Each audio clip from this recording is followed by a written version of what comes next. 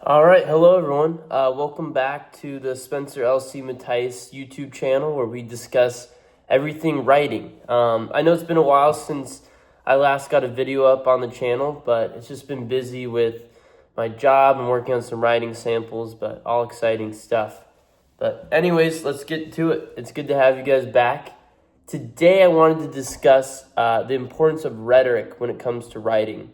So let's just simply go into the definition of rhetoric. So the art of effective or persuasive speaking or writing, especially the use of figures of speech and other techniques. So with that, I think comes a quote by Bob Dylan when he says, "You can be beautiful or you can be ugly, but you can't be plain. You got to be something people can't stop looking at."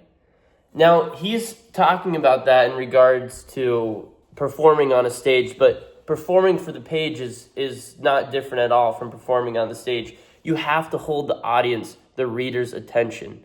You have to use rhetoric. You have to be persuasive in how you speak and how your tonality and your word choice and your subjects.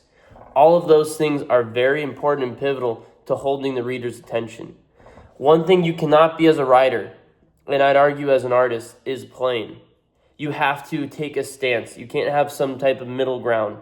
You have to be truthful. You have to be bold. I think an example of that would be, I really like, oh my gosh, for some reason, you can have these flowery prose. You can be on either end of the spectrum of that plain, of the beauty or the ugly, but it has to be interesting. And I think a great example of that would be Bukowski. I think Bukowski, he was ugly in the most beautiful way, but it was more like he had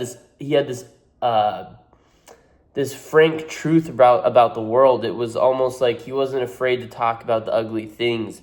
And that was what was so beautiful about his writing, is it felt so real, his poetry.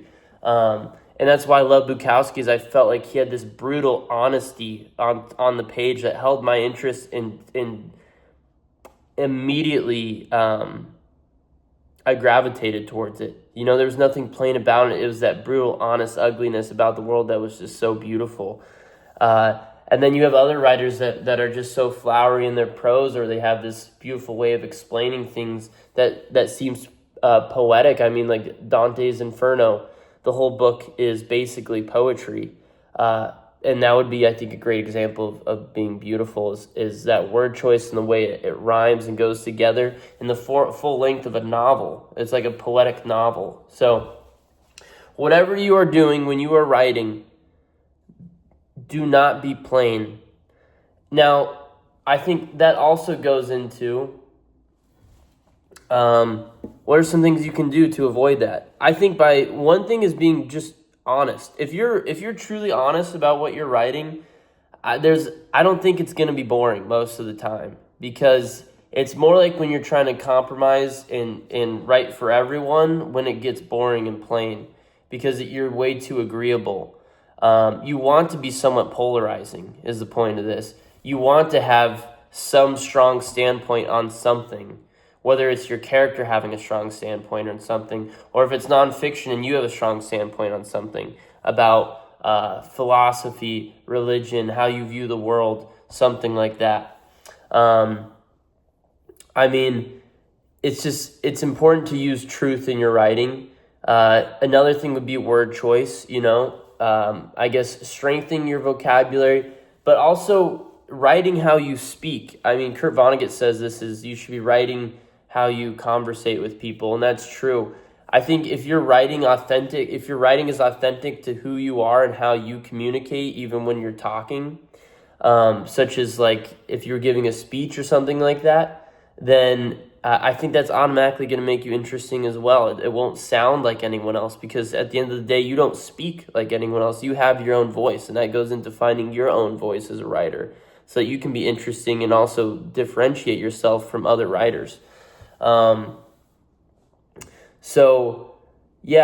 We discussed kind of writing with truth, writing with your own voice.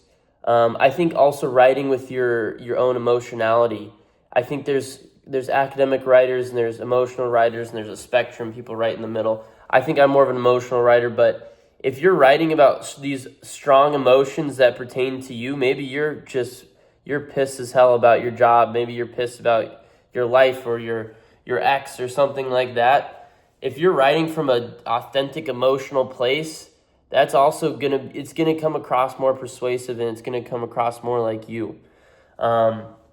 So another thing that helps with this is to say it out loud.